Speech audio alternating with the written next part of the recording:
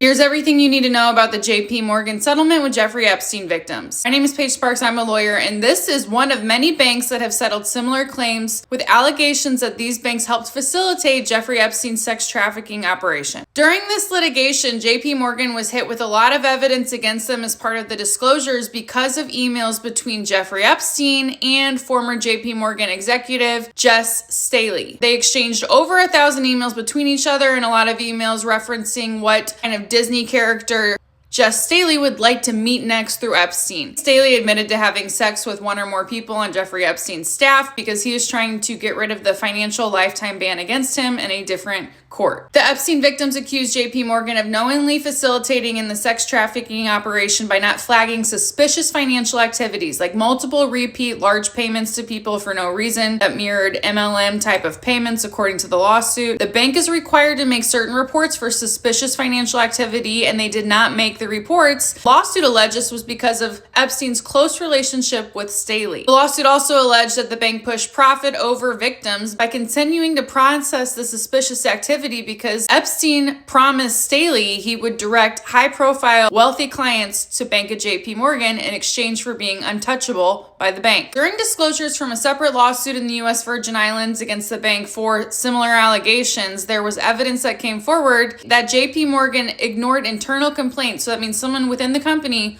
was doing what they were required to do by escalating these reports for the suspicious trafficking activity, and they were ignored. You don't have to take my word for it. I'm going to put the case number in the caption. And this was provided in unsealed court documents. JPMorgan settled both of these lawsuits. The one in the United States for the victims was settled for $290 million. The other one in the U.S. Virgin Islands against the bank settled for $75 million. Right before the settlements, the bank said all the claims were meritless and should just be dismissed.